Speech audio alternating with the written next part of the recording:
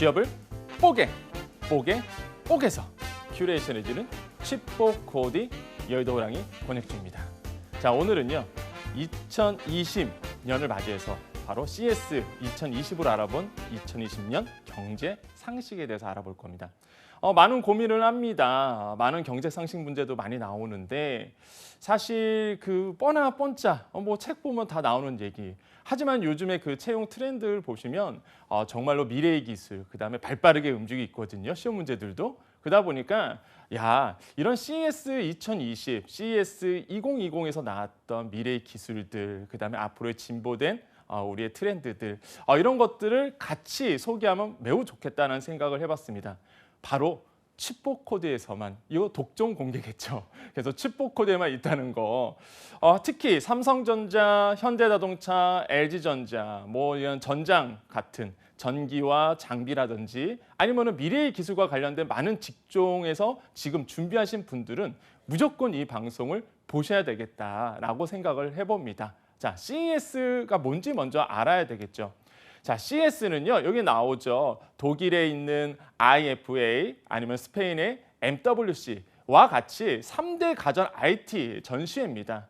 무슨 얘기냐면 CS가 또 가장 또 각광을 받는 게 1월에 열리거든요. 미국에서 바로 그 베가스에서 열립니다. 라스베가스에서 열리는데 1월에 열리기 때문에 한 해의 앞으로의 진보된 기술들, 또한 한 해 동안 어떠한 기술들이, 어떠한 미래의 어떤 진보적인 기술들이 나올까를 바로 그 CES에서 우리가 미리 알 수가 있기 때문에 이게 1월에 열리니까 그래서 굉장히 중요한 전시회라고 우리가 볼 수가 있겠습니다.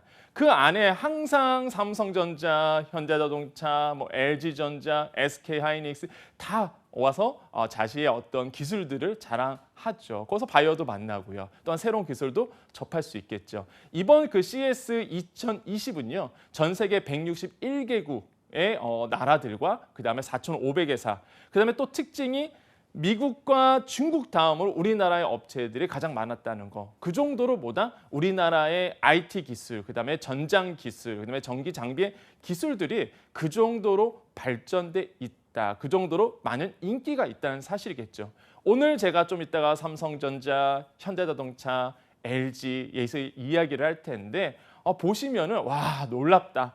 정말 우리나라의 기술들이 이렇게 발전했구나라는 걸 알 수가 있겠습니다. 또한 대기업뿐만 아니라 중소기업도 많이 참여했다는 사실, 굉장히 트렌드하다, 굉장히 놀랍다는 사실이고요. 자, 그러면 CS 2020에서 키워드에서 미래 기술을 키워드를 뽑아라, 아니면은 CS 2020의 키워드를 뽑아라 한다면 우리가 이렇게 얘기할 수 있습니다. MAD5 얘기할 수 있는데 뭐 모빌리티, 인공지능, 디스플레이, 5G죠. 제가 여기서 말씀드린 거 취준생이잖아요. 우리는 이제는 직업을 구하려는 사람이고요. 뭐 미래에 대한 트렌드, 여기서 나오는 이제 경제 트렌드를 우리가 알고 싶어하는 거겠죠. 우리가 CES가 뭔지 몰라요. 하지만 우리가 알고 싶은 건 뭐다? 취업에 도움되는 정보입니다.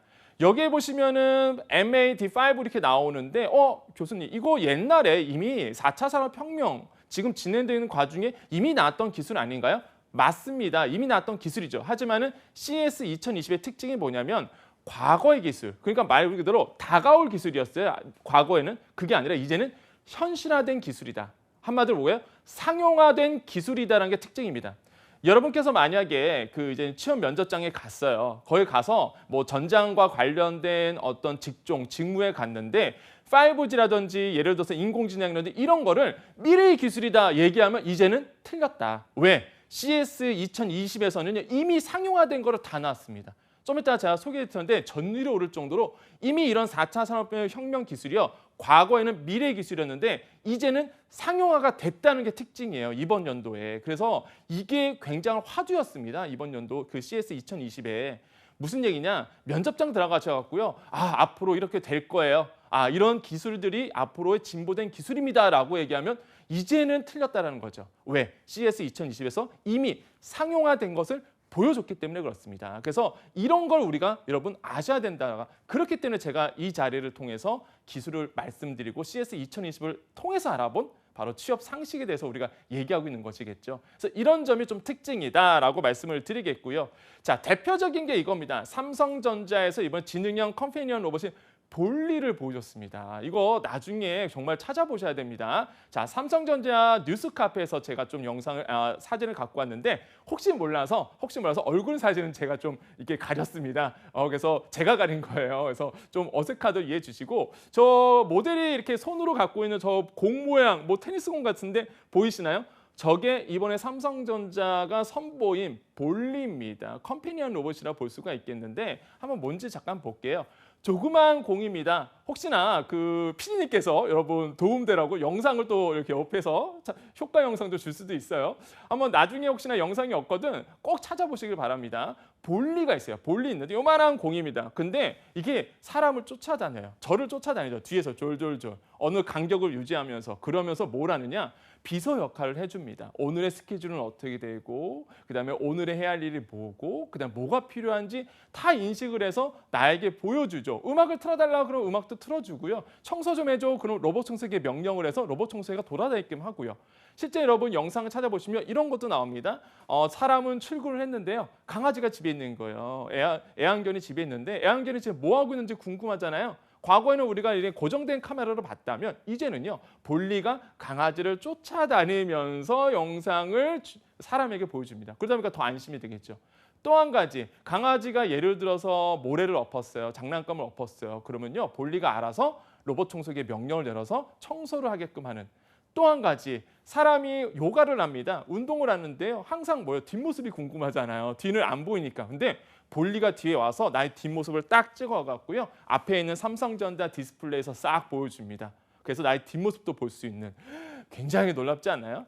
컴패니언 로봇, 바로 볼리를 이번에 보여줬다는 거. 이러면서 우리가 기술이 삼성이 로봇에 굉장한 많은 투자를 했구나. 반도체만 자꾸 우리가 생각하시는데 이젠 그렇지는 않구나. 삼성이 뭐다? 로봇 기술에 대한 투자, AI에 대한 투자를 굉장히 많이 하고 있다는 사실 우리가 알 수 있다라는 거. 근데 중요한 게 여기서 한 가지 의문점이 하나 생깁니다. 이게 중요하겠죠. 뭐냐면 삼성전자가 이번에 착한 기술이라는 용어를 썼어요. 근데 이거 꼭 아셔야 됩니다. 김현석 삼성전자 대표이사장이죠. 그래서 대표이사 사장이 C부분입니다. 가전부분장이 이번에 기조연설에 나왔는데 경험의 시대다라고 이제 주제를 잡았습니다. 근데 여기서 보면요, 아까 제가 얘기했던 거, 애완견을 쫓아다니는 볼리, 그다음에 나의 뒷모습을 보여주는 볼리, 그다음에 나의 모든 것을 다 알고 있는 인공지능 로봇 볼리 얘기를 했는데 거기에 무슨 얘기냐면 삼성의 기술은요. 모두에게 더 나은 세상을 만들 수 있도록, 그렇죠? 더 나은 세상이죠. 궁극적인 목표가 있다.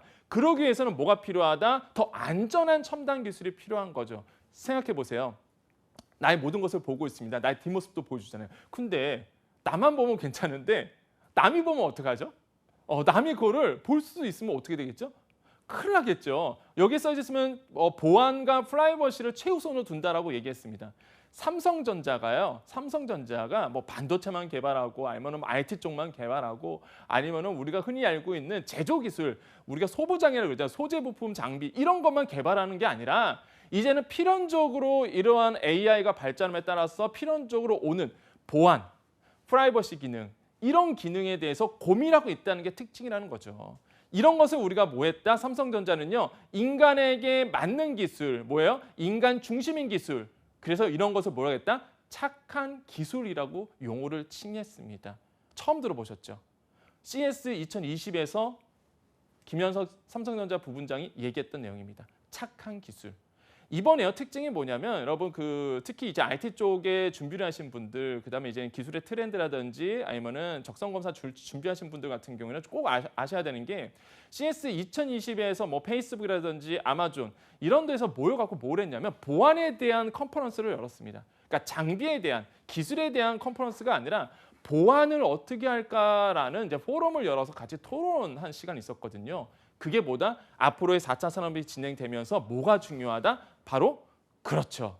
보안, 삼성이 중요시하는 인간 중심의 기술 이런 것들이 더더욱 중요한 시대가 온다는 거. 여러분 면접장 들어가고요. 면접 들어가서 뭔가 삼성전자 관련된 아니면 IT와 관련된 이런 기술과 관련된 아니면 미래의 기술과 관련된 이런 데 가셔갖고요. 단순히 어떤 기술의 진보 이런 것뿐만 아니라 관련된 보안과 프라이버시 기능들, 삼성이 말한 착한 기술에 대한 이야기도 하신다면 와, 이 친구는 정말로 트렌드에 앞서가는구나. 이 친구는 정말로 미래의 기술에 대해서 정말로 잘 알고 있구나, 이해하고 있다는 거. 남들과 다른 점을 보여줘야 되거든요. 남들과 차별성 있는 것을 보여줘야 되는데 여러분께서 그런 인물이 된다. 그런 지원자가 된다는 사실이죠. 왜 중요하다?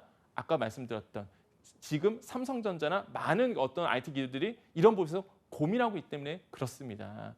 또 한 가지, 삼성전자가 패밀리 허브 냉장고를 가지고 왔는데 이거 이미 있던 겁니다. 저 사진 가렸어요. 제가 혹시나 몰라서 얼굴은. 자, 삼성전자에서 저 패밀리 허브 냉장고인데 뷰 인사이드 기능이 있죠. 안에 있는 내용물이 다 보이잖아요. 이게 나온 지 사실 좀 됐거든요. 근데 이번에 2020년형으로 새로 갖고 왔습니다. 그게 뭐냐면 AI 기술이 굉장히 특징적으로 더 많이 발전한 건데요. 5년 연속 CES 혁신상을 받았습니다. CES 이 패밀리 허브 냉장고의 특징이 뭐냐면 맞춤형, 요번에 나왔던 게 맞춤형 식단 레시피를 제공하죠. 그 안에 있는 내용물을 분석을 합니다. AI가. 냉장고 안에 있는 내용물을 분석을 해서 최적의 레시피를 또 소개시켜 주고요. 두 번째로는 내부 음식 식재료를 자동 인식합니다. 뷰 인사이드 기능이 원래 있었어요. 안에 있는 내용물이 뭐가 있는지 보여줬는데 이제는요. 이게 오래됐는지 안 오래됐는지, 오래됐다면 빨리 먹어야 되잖아요. 그러면 이렇게 오래된 음식 중심으로 또 레시피를 만들어서 푸드 리스트를 또 제공하는, 이거 저 놀랍지 않나요? 이런 기술이 삼성전자라는 거, 진짜 대단하다 하는 생각을 많이 해봅니다. 패밀리형 허브 냉장고입니다. 패밀리 허브 냉장고. 그래서 또 한 가지가 뭐냐면 이제는 식료품 온라인 주문도 가능해졌다는 것. 이것이 굉장히 또 핵심이죠. 전자상거래 업, 그 다음에 이제 뭐가 발전한다? 알아서 AI가 냉장고 음식을 분석을 해서 부족한 것을, 또한 물론 사람이 자주 먹는 음식을 분석을 하겠죠. 분석을 해서 자동으로 주문해주는 시스템까지. 그럼 뭐가 발전하겠죠? 전자상거래비 발전하겠고요. 또 한 가지 뭐가 발전하죠? 전자상거래비 필연적으로 같이 따라오는 산업군. 그렇죠. 물류가 발전할 수밖에 없습니다. 특히 새벽 배송이 또 발전하겠죠. 이렇게 맞물려 가요. 삼성전자 본다고 해서 여러분 단순히 기술만 보실 겁니까? 그렇지 않죠. 관련된 산업군도 같이 보시는 해안, 이런 어떤 인사이트가 필요하다. 이렇게 해서 우리가 꼭 아셔야 되는 기본적인 경제 상식이라고 보시면 되겠고요. 이런 것들이 굉장히 특징적이다 볼 수 있습니다. 자, 현대자동차 가볼까요? 현대자동차는요, 굉장히 놀라운 기술을 하나 제시를 했습니다. 바로 뭐냐면요, 개인용 비행체라는 개념을 이번에 처음 들고 나왔습니다. 현대자동차가 어느 정도 발전하고 있냐면, 여러분 내연기관은 이미 끝났죠. 지금 내연기관은 뭐 기술 개발 더 이상 할 게 없습니다. 이제는 미래 자동차죠. 근데 현대자동차 이번에 미래 자동차를 넘어서 갔고요. 뭘 얘기하면 도심 항공 모빌리티, UAM이라고 칭했고요. 목적 기반 모빌리티, PBV라고 하고요. 모빌리티 환승 거점. 어떤 거냐면 제가 소개를 해드릴게요. 자, 개인용 비행기입니다. 이게 개인용 비행기고요. 그 밑에 착륙할 수 있는 게 허브예요. 환승 거점입니다. 우리가 환승하잖아요. 그럼 거기서 또 이동하는 수단이 바로 목적 기반 모빌리티입니다. 여기서 알아서 이게 타고 이동하는 거죠. 이러한 기술의 개념들을 이번에 발표를 했어요. 야, 이거 우리가 8년 안에 상용화한다. 8년 안에 상용화하겠다고 얘기했거든요. 그래서 정말로 대단하다. 현대자동차가 이제는 정말로 이게 모를까요? 뭐 세계 정말로 선두에 설 수 있는 어떤 중요한 위치를 잡았다라고 전 생각을 해보거든요. 현대자동차가 개인용 자율 항공기를 확장을 했다. 그러면 현대자동차가 이번에 그 개인용 확장 비행기를요, 개인용 비행기를 우버와 함께 만든다고 합니다. 우버. 자, 현대자동차가 우버와 협력해서 만든 개인용 비행치가 SA1인데 이게 아직 컨셉트 단계이지만 이거를 이제 뭐 한다? 8년 안에 상용하겠다고 발표를 했습니다. 이거예요, 이거. 지금 자료 화면에 보이는 거. 저거 비행기입니다. 자, 이 개인용 비행치 한번 볼까요? 이거 봤더니 최대 5명이 탈 수 있고요. 최대 시속이 한 200km/c까지 이제 속도가 난다고 합니다. 그다음 한 번 충전으로 한 100km 주행하는데 역시나 이거는 장거리용은 아니죠. 이제 단거리용으로 모빌리티라고 보시면 되겠고요. 한 번 충전하면 최대 5분에서 7분 사이에 이제 충전이 된다고 합니다. 무슨 얘기예요? 항상 고민이었죠. 충전 시간이 고민이었는데 수소차처럼 굉장히 빠르게 충전할 수 있다는 거. 그다음에 수직 이착륙이 가능하다고 합니다. 이게 핵심이죠. 수직 이착륙이 가능하다는 거. 단순히 이제는 비행체라 그러면 우리가 활주로가 있어야 된다고 생각하시는데 이제는 수직 이착륙이 가능하다 보니까 언제 어디서든 우리가 탈 수 있다는 부분이겠죠. 이런 부분이 굉장히 핵심이고요. 초반에는 조종사가 있어야 됩니다. 하지만은 자동 비행 기술이 완성화된 후에는 이제는 무인이겠죠. 말 그대로 이런 기술까지 우리가 현대자동차가 보고 있다. 그런데 좋아요. 현대자동차 지원하신 분들 같은 경우에는 이런 트렌드, 이런 정말 현대자동차가 뭐하고 앞으로 어떻게 산업을 꾸밀 아셔야 되겠죠. 교수님, 저는 현대자동차가 아닌데요. 좋아요. 현대자동차 아니더라도 꼭 보셔야 되는 이유 말씀을 드릴게요. 바로 승객 경제 때문에 그렇습니다. 제가 사실 현대자동차 이 꼭지를 왜 갖고 왔냐면 승객 경제 때문에 갖고 온 거거든요. 뭐냐면요. 사람이 더 이상 운전을 할 필요가 없게 되죠. 앞으로의 기술들은요. 자율주행차 완성이 되면 레벨 5, 레벨 4까지 기술이 오면 뭐예요? 말 그대로 사람은 조향장치가 필요가 없습니다. 앉아있으면 돼요. 알아서 AI가 아니면 자율주행차가 알아서 이동합니다. 이게 레벨 5, 레벨 4와 5의 기술이겠죠. 우리가 지금 현재는 우리가 레벨 3까지 나와 있습니다. 레벨 3가 뭐예요? 아직은 핸들이 필요한 시대죠. 그런데 이러한 완전 자율주행차가 된다면 인간은요 자동차 안에서 아니면 모빌리티 안에서 뭐 하겠어요? 나만의 시간이 주어지는 거죠. 여기 보시면 생활 공간으로 바뀝니다. 그 안에서 게임도 할 수 있고 쇼핑도 할 수 있습니다. 그 나의 생활권이죠. 그 안에서 뭐예요? 이코노믹이 생기는 거죠. 상거래가 생기고. 그러니까 생활권이 되는 거거든요. 이런 것을 승객 경제라고 칭했습니다. 인텔이요 이번에 승객 경제 규모가요 2050년까지 7조 달러까지 갈 거라고 발표를 했거든요. 무슨 얘기예요? 우리나라 돈으로 8천조입니다. 8천조. 이게 감이 오세요? 8천조?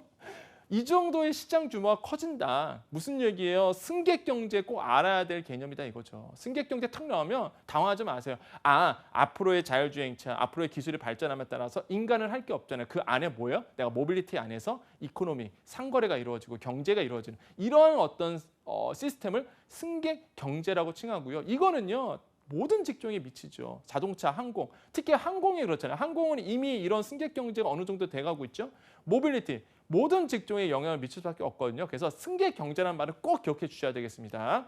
자, LG 같은 경우에는 이번에 AI를 들고 나왔습니다. AI를 들고 나왔는데 LG전자 같은 경우 4단계의 기술을 가지고 나왔어요. 그러니까 여러분 자료 영상 찾아보시면 완전히 그냥 우리가 아이언맨에 나왔던 자비스 아시죠? 그 인공지능 막 알아서 그 아이언맨한테 설명해. 이거 완전히 기술 구현하겠다라고 발표를 했거든요. 1단계가 효율화 부분이고요. 이거는 지금 돼 있죠. 뭐 사람이 오렌지 주스 주문해 줄래? 그럼 AI가 이제 알아서 주문해 주는 2단계 개인화입니다. 퍼스널라이제이션인데 이제 AI가 뭐 누구님 뭐 오렌지 주스 어때요? 그러면 이제 맞아요. 좋은 생각인데 그 주문해 줄래? 이런 거예요. 자, 3단계 AI 추론 부분인데 리즈닝 부분인데 AI가 알아서 나를 분석한 다음에 오늘 회의 있으시죠? 그러니까 스트레스 많이 받으시잖아요. 알아서 여러분은 그린 샐러드 레시피 어떠세요? 이렇게 하는 거죠. 그러니까 여러분께 이렇게 제안하겠죠. 누구님 오늘 조금 무슨 과목 취준생이니까 여러분 무슨 과목 공부하셔야 되는데 그런 공부에 뇌 활동에 도움되는 아몬드 뭐 레시피 어떠세요? 이렇게 제안하는 거겠죠. 그럼 그래요 그거 좋은데 한번 그렇게 주문해 줄래? 아니면 그렇게 해줄래? 이런 거겠죠. 4단계는 탐구 부분이다. 뭐냐면은 이런 거예요. 뭐 회의 자료 준비했는데 검토하지 먼저 제안합니다. 그러니까 나에 대해서 먼저 분석을 다 해놓은 거죠. 그러니까 여러분 입장에서 말씀드리면 오늘은 어제 무슨 공부했으니까 오늘은 이런 공부하면 조금 더 효율적으로 될 것 같아요. 누구니 이런 공부 오늘 시스템에 했는데 아니면 내가 이렇게 한번 공부 스케줄 잡아봤는데 어떠세요? 역제안하는 거겠죠. 이런 게 이제 탐구 부분이다라고 이제 LG는 이렇게 얘기했습니다. 그래서 이렇게 1단계부터 4단계까지의 기술의 발전에 대해서 이제 LG전자가 발표했다는 거. 이 정도로 AI 기술이 발전하고 있다는 것만 보시면 되겠습니다. 그래서 삼성, 현대자동차, LG전자 이렇게 많은 얘기를 했죠. 그래서 정말로 기술의 발전은 흘러가고 있다. 이 안에서 나오는 모든 트렌드들 분명히 제가 보기에는 여러분 앞으로의 여러분의 문제에 충분히 출제될 가능성이 굉장히 크다고 볼 수가 있겠고요. 여기서 제가 나오는 FAANG랑 BAT, BAD 이렇게 VS 이렇게 했는데 그게 무슨 거냐면 용어를 좀 아시라는 얘기죠. 페이스북, 아마존, 애플, 넷플릭스, 구글을 이제 줄여서 이제 팡이라고 얘기하죠. 배트라고 얘기하는 건 뭐냐면 바이두, 알리바바, 텐센트를 줄여서 중국과 미국이죠. 미국과 중국이죠. 그래서 사실 저희 쪽에서는 이런 얘기를 많이 합니다. 누가 과연 승자일까 이런 얘기를 하는데 아무튼 이런 용어만 좀 기억해 주시면 되겠습니다. 요거는 용어 정리 필요해서 말씀을 드렸고요. 그 다음에 이제는 기출 상식 문제죠. 기출 경제 상식 문제죠. 효과 이론. 아마 여러분 한 번쯤 금융 쪽이라든지 아니면은 적성검사 보신 분들은 아시겠지만 빠지지 않는 항상 지문에 나오는 게 있습니다. 바로 이 효과 이론인데 몇 가지만 준비해봤어요. 여러분 좀 이해하기 어렵다는 하시는 분도 있어서 몇 가지만 좀 제가 소개를 해드리겠습니다. 자주 나오는 거 질문으로. 타협 효과라는 효과 이론이 있습니다. 너무 잘 나오는 이론 중에 하나죠. 타협 효과라는 게 있는데 18,000원 케이크 있고요. 25,000원짜리 케이크 있어요. 그럼 여러분 이거를 제한한다 그러면 여러분 어떤 걸 선택하시겠어요? 고민스럽죠. 양자택일해야 됩니다. 그런데 하나를 더 제시합니다. 35,000원짜리. 그러니까 봤을 때 효용은 비슷해 보여요. 이게 좀 그림은 약간 다르지만 효용이 비슷해 보입니다. 딱 갔는데 효용이 비슷한 케이크 있는데 2개를 가지고 내가 선택하는 것과 3개를 주어졌어요. 그럴 때 선택하는 것. 실제 조사를 해봤더니 많은 사람들이 이렇게 제시하면은 싼 걸 선택하게 되고요. 이렇게 제시하면은 가운데 거 바로 25,000원짜리를 선택한다고 합니다. 이거는요, 여러분 이미 학술적으로 연구가 된 효과 이론이거든요. 이게 바로 타협 효과입니다. 무슨 얘기예요? A 상품과 C 상품 중 서로 장점을 섞여 나오는 B 상품이 나온다면 A와 C 모두에게서 B 어느 정도의 고객으로 몰려온다는 거죠. 한마디로 뭐야? B 상품을 선택할 가능성이 굉장히 크다. 그래서 양극화 선택은 피해야 된다. 중간을 선택하는 소비자의 심리가 이때더라. 이게 바로 타협 효과라고 얘기할 수가 있겠습니다. 이거 굉장히 저희 마케팅 용어에서 저희 쪽에서는 굉장히 잘 쓰는 기법 중에 하나거든요. 이런 게 바로 타협 효과다. 혹시 지문에 이런 게 나오면 헷갈리시면 안 됩니다. 자, 손실 효과인데 이것도 정말로 잘 쓰죠. 특히 현대자동차가 미국 북미 현대자동차가 잘 썼던 효과였어요. 마케팅 기법 중에서. 그러니까 잃어버리는 고통이 그러니까 갖는 것보다 더 극심한 스트레스를 준다고 합니다. 무슨 얘기냐면 사람은요, 이게 얻는 기쁨도 있지만 잃어버릴 때의 스트레스가 자극이 더 심하다고 합니다. 그렇기 때문에 뭘 해야 되냐면 회사들은요, 오히려 이거를 이렇게 손해보는 듯한 이런 느낌을 많이 줘요. 그러면 내가 손해보네? 나 이거 사야지? 이렇게 이게 생각을 한다고 합니다. 이게 뭐냐면 손실 효과예요, 손실 효과. 회사는요, 일정 기간 써보고 마음에 안 들면 돈을 환불해주는 이런 어떤 그 무료 체험 기간 이런 판촉 행사를 했는데 이게 바로 그 미국에서 그 처음에 여러분 어렸을 때라서 기억이 안 났을 텐데 현대자동차가 북미에서 이제 제네시스를 팠을 때 이런 전략을 많이 썼거든요. 뭐냐면 써보세요. 써보시고 마음에 안 들면 정말 파격적이었죠. 다시 갖고 오세요. 환불해 드릴게요. 이런 서비스를 했는데 대박이 났었던 경험이 있습니다. 이게 바로 뭐야? 손실 효과를 적극적으로 활용한 마케팅 기법이었죠. 그래서 손실 효과는 뭐다? 잃어버린 고통을 자극해서 삶의 소비를 이끄는 이런 효과가 바로 손실 효과라는 거. 자, 중고 가격 효과가 있는데 중고 가격이 이겁니다. 그러니까 이게 효과 이론 보셨을 때요. 여러분 너무 잘 나오니까 근데 헷갈려 하시니까 제가 설명드린 건데 이렇게 보시면 됩니다. 나를 생각하시면 됩니다. 내가 어떻게 반응하느냐거든요. 자, 중고 가격은 뭐냐면 첫 번째 내가 이렇게 물건을 사러 가요. 근데 첫 번째 보는 가격이 35,000원에 딱 보입니다. 그런 다음에 보여주는 가격들 되게 싸게 느껴요. 다시 얘기하면 처음에 딱 갔는데 18,000원을 먼저 보이잖아요. 비슷한 효용의 상품이 있는데 18,000원 보고 나서 25,000원짜리 35,000원 보면 25,000원과 35,000원이 굉장히 비싸 보입니다. 근데 처음에 딱 갔는데 첫 번째 보이는 가격이 35,000원짜리 먼저 보이잖아요. 그럼 밑에 있는 가격들은 굉장히 희한해요. 사람의 그 뇌라는 게 싸게 느껴요. 그래서 뭔다? 처음에 보여주는 다른 가격과의 중고가 되는 이래서 중고 가격이다. 그래서 중고 가격이 실제적으로 마케팅하는 입장에서는 굉장히 중요한 가격 중에 하나입니다. 어떠한 합리적인 가격을 첫 번째 제시하느냐 이게 틀이 돼버려요. 이게 기준점이 돼버립니다. 이게 바로 중고 가격이라는 이론이다라고 이해하시면 되겠습니다. 자, 밴드웨건 효과는 뭐냐면 친구 따라 강남 간다는 얘기입니다. 밴드웨건은 뭐야? 서부 개척 시대에 막 악기하면서 막 딸 쫓아라 그러면 마차들이 우르르 뒤에서 막 쫓아가잖아요. 밴드 유행 따라가는 거다라고 보시면 되겠어요. 그래서 친구 따라 강남 간다. 소비 성향도 마찬가지고 남이 하니까 의사결정을 그분들에게 그 미래에 앞서가는 분들에게 좀 맡겨버리는 거죠. 그래서 쫓아가는 밴드웨건 효과가 굉장히 소비 트렌드나 아니면은 기본적으로 금융 쪽에서는 굉장히 많이 씁니다. 자, 후광의 법칙 뭐야? 아우라가 생깁니다. 연예인들은 왜 물건을 잘 팔까? 연예인들은 왜 상품에 대해서 이런 것을 소개할 때 사람들은 왜 쫓아갈까요? 그렇죠. 연예인이니까 그러죠. 후광 효과라고 보통 얘기합니다. 이런 거죠. 솔직히 조금 안 좋은 얘기인데 이 사람이 명문대 나왔다 그러면 왠지 그 사람이 말하는 것처럼 그 사람이 맞는 게 다 맞을 것 같은 이런 묘한 게 있어요. 그게 바로 후광의 법칙 등이 그렇습니다. 아우라라 그래요. 그래서 그걸 깨셔야 되겠죠. 대학이 중요치 않습니다. 디드로 효과 이거는 정말로 너무 강조드리죠. 매번 나와요. 매번. 이거는 맨날 나오는 게 디드로 효과입니다. 그래서 맨날 지문에 나와요. 하나의 제품을 구매했을 때 그 관련된 제품과 연속적으로 구매하는 현상이라고 보시면 되겠습니다. 그러니까 무슨 얘기냐면 여기 써놨는데 18세기 철학자 디드로가요. 서재형 가운을 선물 받았다고요. 근데 가운을 입어보니까 이거랑 잘 어울리는 책상을 바꾸었어요. 책상을 또 바꾸고 나니까 이 책상과 잘 어울리는 서재를 또 새로 장만했다고 합니다. 바꿨다고 합니다. 그러니까 서재를 또 바꾸니까 방 전체를 다 바꿔야 되는.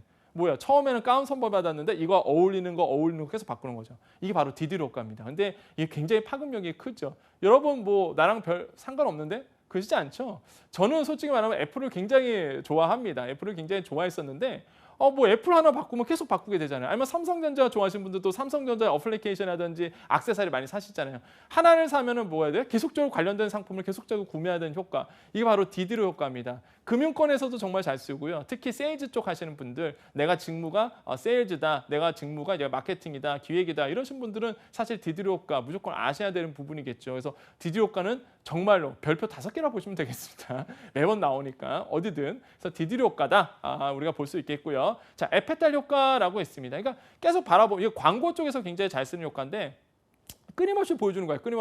끊임없이 하나의 사진을 보여주면 계속 이끌 현상인데 뭐 사례가 있었다고 해요. 에펠탑을 처음 생겼을 때 파리의 시민들이 반대했다고 합니다. 철골 구조물이니까 너무 흉측하다 반대를 했는데 설득을 했다고 해요. 20년 후에 야 이거 너 철수하라 그러면 그때 가서 다 해체할게요. 근데 20년 동안 뭐예요? 내 생활의 일부가 된 거죠. 파리 시민들에게 맨날 눈뜨고 일어나면 에펠탑 보이고 이러다 보니까 나중에 20년 후에 철거할까요? 그랬더니 아니 하지 마세요 이랬다고 해요. 뭐예요? 계속 보니까 내 삶의 일부가 되는 거죠. 그래서 광고 쪽에서는요. 계속 노출이라는 얘기를 할 때 항상 이 에펠탑 효과를 잘 씁니다. 그래서 뭐다?